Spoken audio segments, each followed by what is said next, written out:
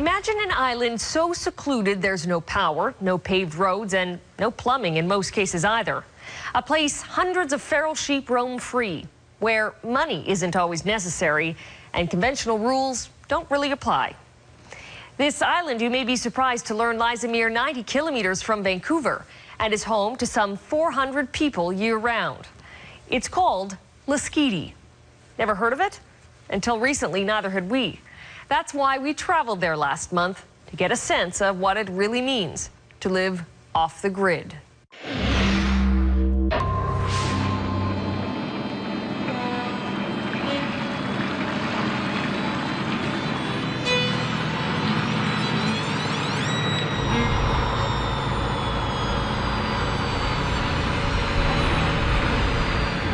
We were warned before we left port that heading to Lasqueti was like stepping back in time.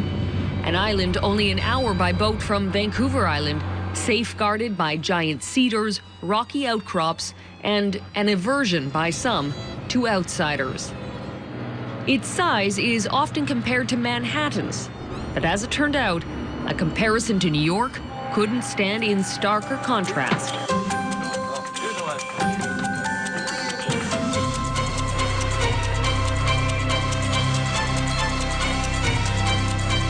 Here, city indulgences are left behind, most notably power. The entire island is off the grid. On more than one occasion, BC Hydro has approached the islanders offering to install it.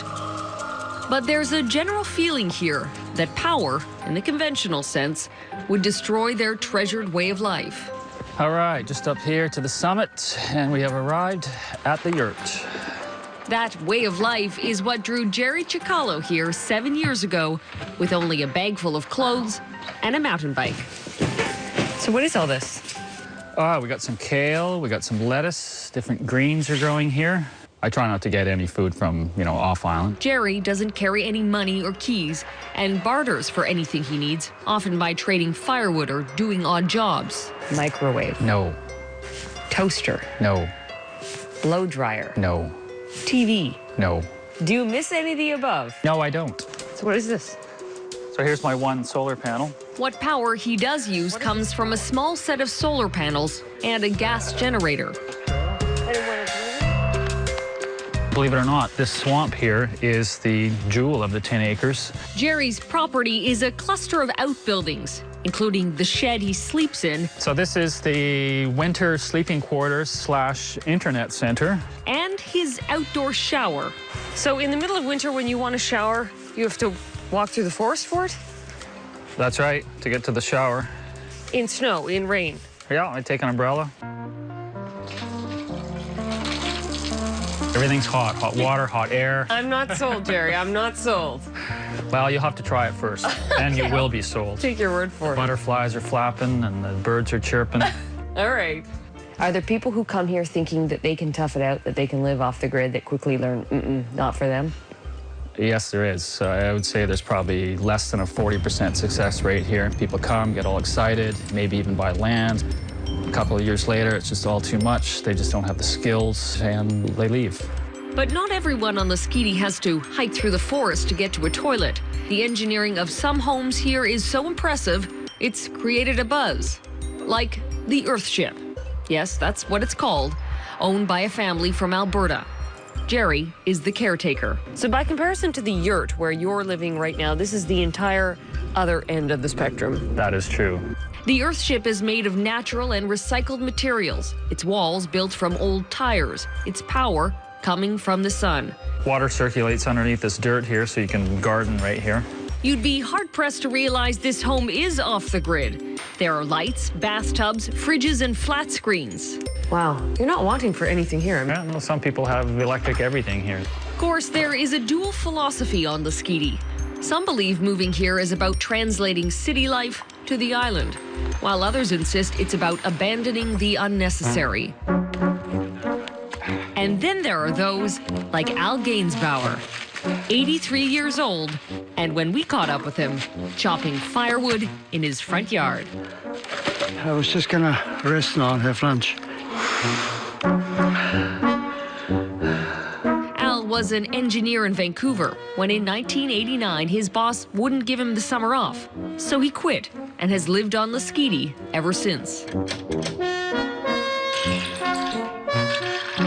If I had known I'd have guests coming, I would have made my bed. He lives here by himself in complete contentment.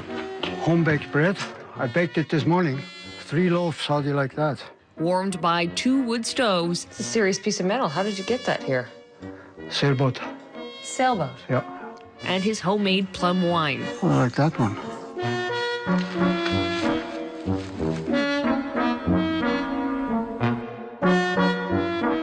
The home, 2 stories, 3 rooms, he built himself. All by hand, from scratch. I just always wanted to live out in the woods. It even has 2 bathtubs. I'll show you my outside bathtub.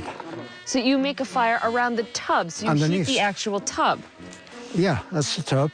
Underneath I make the fire. You should see me in there. I've made myself a little board. I have a glass of wine on it. And I do my laundry when I'm in the bathtub. Hey, it's very organized. While I'm sitting there drinking my wine, I just work the laundry.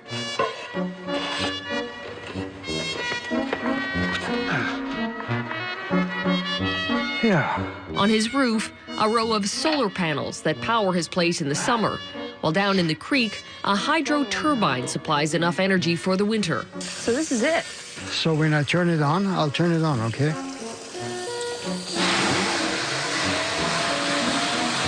So what do you do for drinking water? I use water from a creek up the hill. How do you know if it's And safe? how do I know if it's safe? I've been drinking it for 30 years, so can't be too bad. Al's wise enough to know he needs to get off the island at times. Usually, he says, when he starts talking to himself. Or if I argue with myself and I can't win the argument, I know I have to go over for a couple of days. But he always comes back to the waiting arms of the forest and the serenity that can only be found on Lasqueti.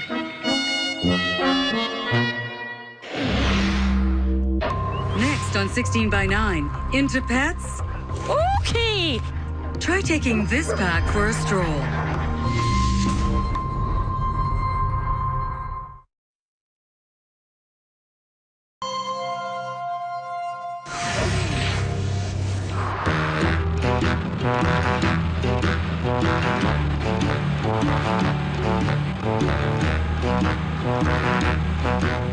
There are many on Lasqueti who would like to keep their little island a secret. An oasis of individuals where oddities are embraced, even celebrated. The community page here boasts there is very little industry and no bustling economy. They like it this way. There is one pub with its set of regulars, one cafe that sends you off with organic brew and a hug, and the free store, where you can pick up odds and ends for free. The one thing that comes in abundance here is feral sheep. No one really knows how many run wild, but it's guessed around 1,000. That might make Tiki Smith's animal collection seem paltry by comparison. Still, when we met her, we couldn't believe it.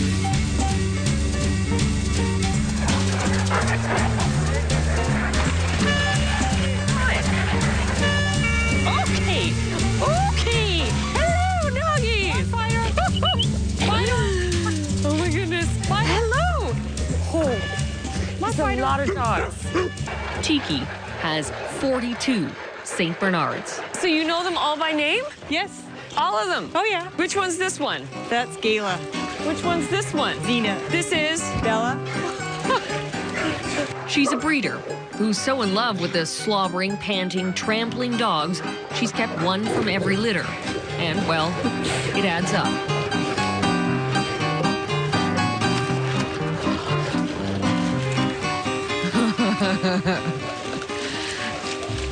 Up until today, I was clean, relatively speaking. No longer clean. There are dogs everywhere. There are dogs everywhere.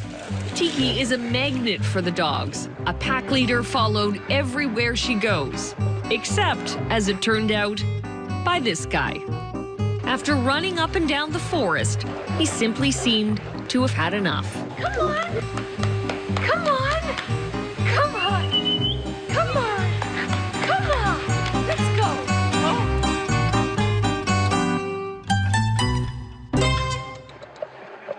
Equally adorable, Tiki's newborn baby Arlen, strapped to her chest for the entire trek. So your 4-month-old son slept the entire way. Oh, yes. The dogs don't bother him. Oh, no. I think they're music to him. Arlen was born, much like his mother, right here on Lasqueti. But the timing of his arrival was rather sudden, and so Tiki gave birth at home with only her 2-year-old son, Niall, at her side. No help, no nurse, no midwife, no doctor. No, there was no time for anybody to get here. Tiki's husband, Jacob, also grew up on Lasqueti.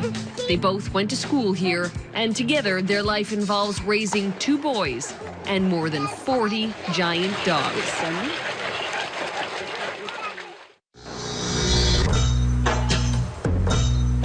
The beauty of Lasqueti, lush forest and rippling waters, betrays the hard work required to live here. Put 3 days a week aside for chopping firewood alone, and there's not a lot of lounging time left. One might think that would discourage many from moving here, especially city girls, like Stacey Hogan. I am the last person that anyone in my family or my friends know that would ever live this kind of a lifestyle. But ask her today, 6 years after arriving, and she'll tell you there's nowhere else she'd rather be. This is our dining room, kitchen, eating area, and this is our bedroom, all in one room. They live and work here. Stacey at the pub, her common-law husband Darcy on the barge. What was the biggest sacrifice in moving here? I could answer that quickly. What? Well, I think indoor plumbing. Oh, yeah, indoor plumbing, yeah. Indoor plumbing. Indoor plumbing. It took me a long time to get used to that. When you live in the city, you don't just see somebody having a pee over there. And where that's the way it is here. And I had a really tough time with that. Their life is a blend of forest living and urban luxuries. An outdoor shower lies not far from their washing machine. A satellite dish is placed beside solar panels. And in between the toaster, iPod charger, and coffee grinder, you'll find the one thing Stacey couldn't give up. It works. It's not that life here is cheaper, or in Stacey and Darcy's case, all that more environmentally friendly.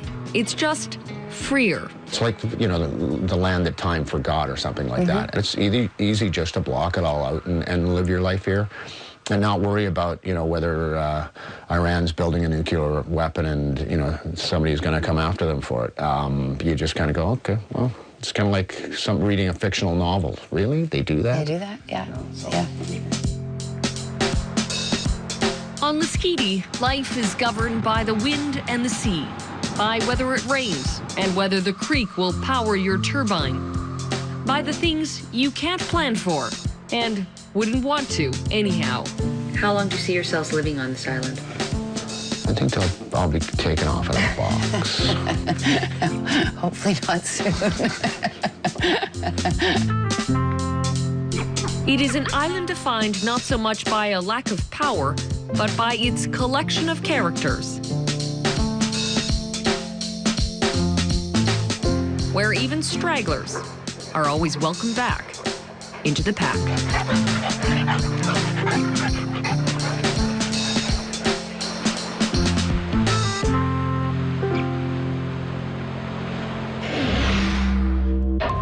Next on 16 by 9, could this Canadian teach the Scots a thing or two about referendums? Do you think people know the tension that they're in for? I think as a Canadian, I have an idea.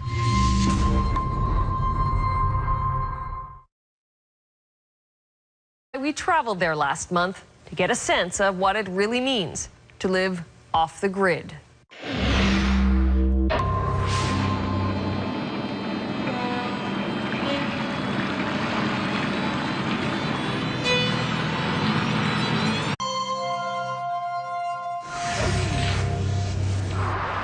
Imagine an island so secluded there's no power, no paved roads, and no plumbing in most cases either. A place hundreds of feral sheep roam free, where money isn't always necessary, safeguarded by giant cedars, rocky outcrops, and an aversion by some to outsiders. Its size is often compared to Manhattan's, but as it turned out, a comparison to New York couldn't stand in starker contrast.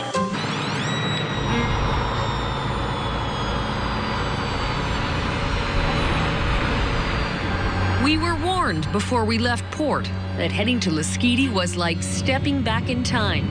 An island only an hour by boat from Vancouver Island, and conventional rules don't really apply. This island, you may be surprised to learn, lies a mere 90 kilometers from Vancouver and is home to some 400 people year-round. It's called Lasqueti. Never heard of it? Until recently, neither had we. That's why